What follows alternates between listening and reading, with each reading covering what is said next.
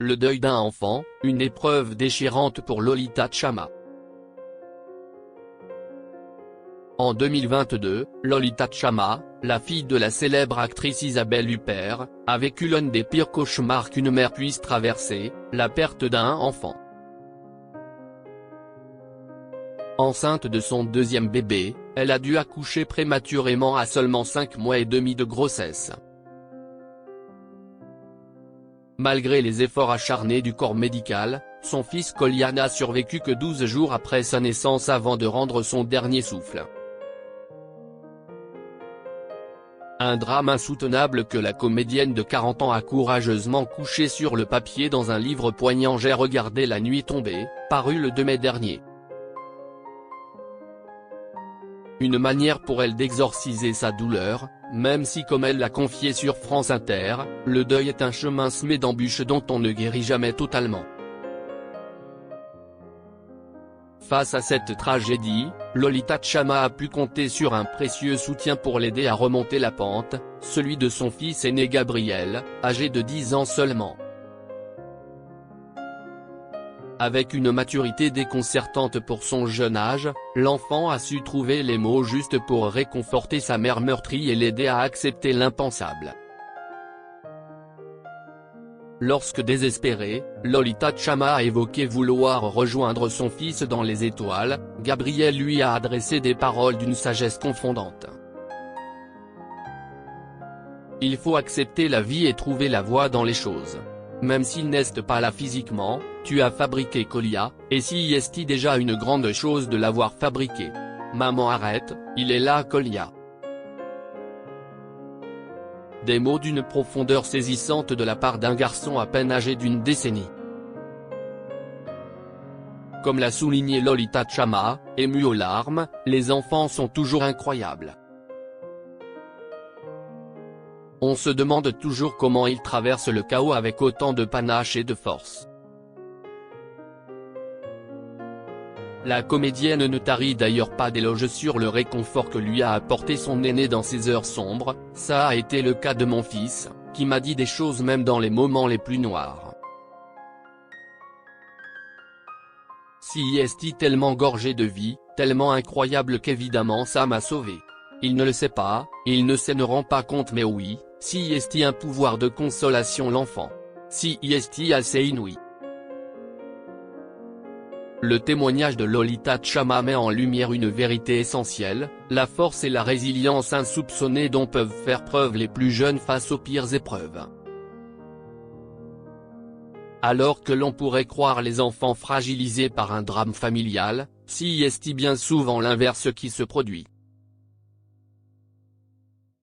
Avec leur candeur et leur rapport différent à la mort, ils font preuve d'un remarquable sens du réconfort. L'actrice le résume avec justesse, si est un pouvoir de consolation l'enfant. Si est assez inouï.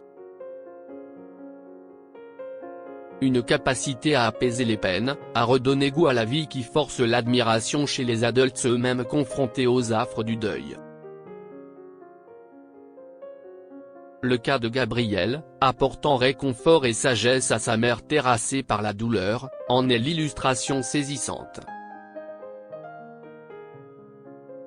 Ces mots empreints de bienveillance et de compréhension ont représenté un véritable souffle de vie pour Lolita Tchama. Une bouffée d'espoir quand le désespoir semblait l'engloutir. Si l'on ne guérit jamais totalement de la perte d'un enfant, le témoignage de la comédienne montre à quel point le soutien des êtres chers, même les plus jeunes, peut s'avérer salvateur.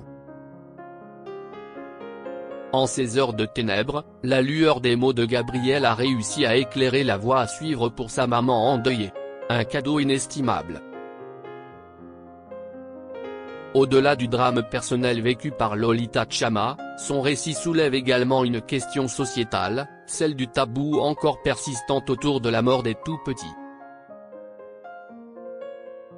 Un sujet délicat, douloureux, qui reste entouré d'une forme d'omerta dans nos sociétés modernes. En osant partager son expérience, la fille d'Isabelle Huppert brise cette chape de plomb. Elle donne une voix à toutes ces mamans qui, comme elle, ont connu l'insoutenable épreuve de perdre un nouveau-né. Un courage salutaire pour briser la solitude et la culpabilité qui frappent souvent ces femmes.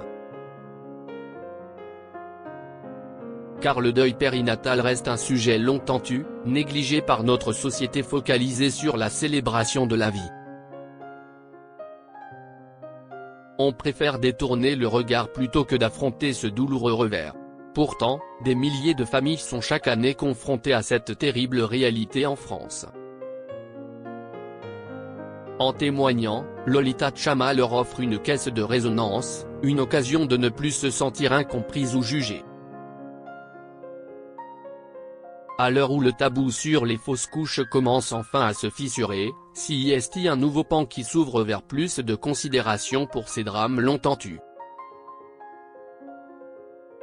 Au final, le témoignage poignant mais résolument optimiste de Lolita Tchama aura permis de jeter une lumière crue mais salutaire sur le deuil périnatal.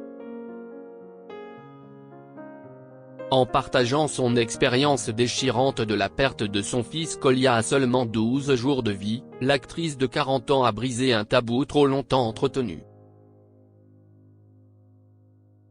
Derrière les mots forts se dessine l'espoir d'une société enfin plus à l'écoute et compréhensive des mamans endeuillées trop souvent laissées dans l'ombre. Un premier pas pour faire émerger ces drames de l'invisibilité et leur accorder la considération qu'ils méritent.